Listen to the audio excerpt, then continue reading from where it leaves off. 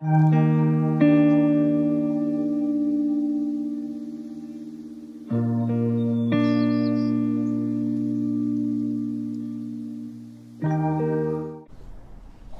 morning, happy Sunday. Today I wanted to start, or I guess keep going on kind of a series I had started when I said why I thought everyone should have a gratitude journal, but more on journaling. And if you're new to journaling, what I think works for people in general, not just for me. The first thing I always tell everyone, if you want to journal, but the thought of having a blank page that is just big and full and even like a pocket size is just too much, then I highly recommend a 5-year journal. Now, I have the Hobonichi, but Midori makes them. There's a ton of 5-year journal you can find on Amazon and Barnes and Nobles. Wherever you go, there's always going to be a version of a 5-year journal. The reason I've talked about this, but the reason the 5-year journal is great is it is one of those that you can look back on. You can just write what you did that day, and it becomes relevant as the years go by. I can't tell you how interesting it is to see in the last 5 years how many twists and turns my life has taken, and where I started, where I am now. And you can always tell, growth is not necessarily like this. It can be a little bit like this. There's a little bit of that happens when you do a 5-year journal. I have read some people do a gratitude journal in the 5-year journal. I honestly don't recommend that. Personally, I think gratitude is for you in the moment. So when you write it, it cements it in your brain, and then you learn how to see. That way you're rewiring your brain to see the positive in things.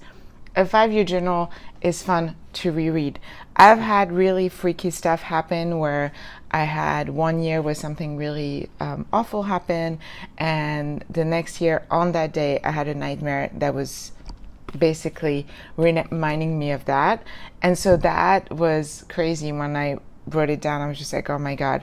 I think I've mentioned it before, but if you're new here, I will tell you this is my 5th year in this journal. I've journaled since I was 9 years old. I have really, really old journals, but this was my first 5-year and I love it.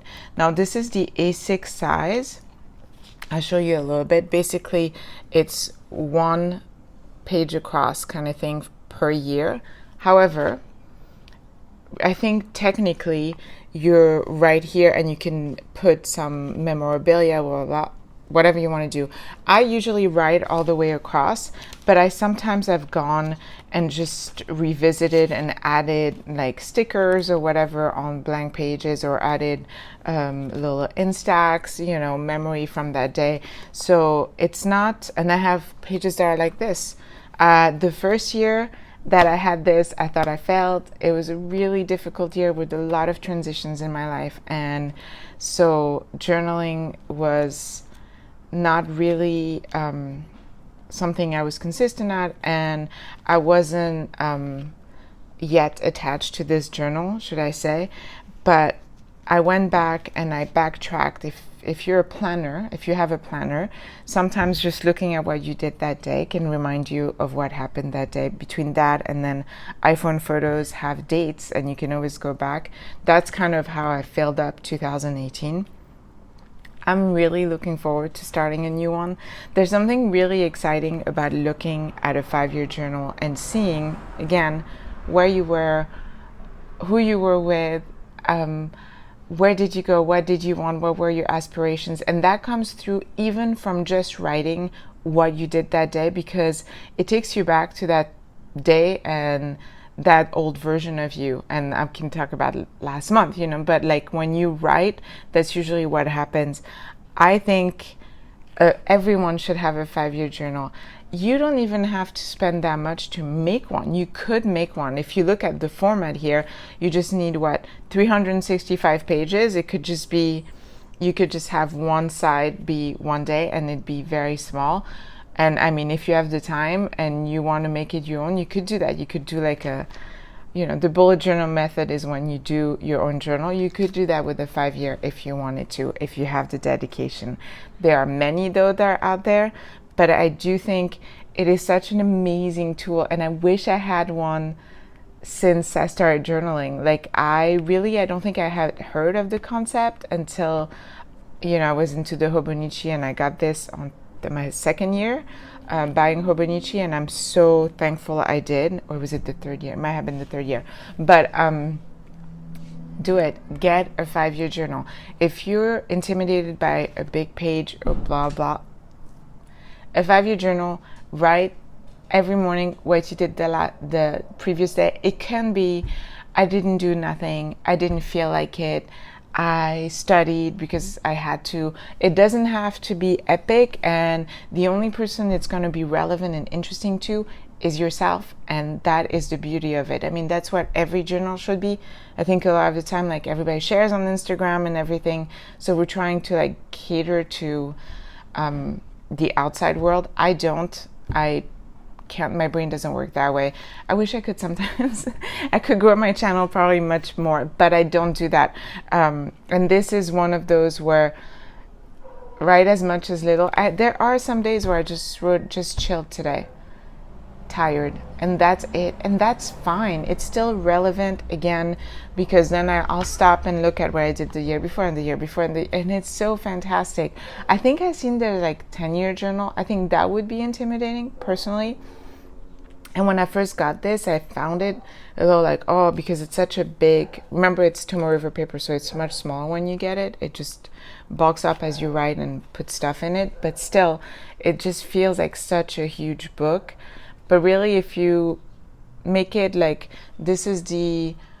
make it like an experiment, and you put it on the side, and every morning, or even depending, I plan and I write what I do in my planner a lot, so I can go back and wait 2 or 3 days. I try not to, the most I've done I think was a week, but again, I write a lot. Now, lately in the morning I do my gratitude, my 5-year, and I go into my planner and bullet journal portion of it.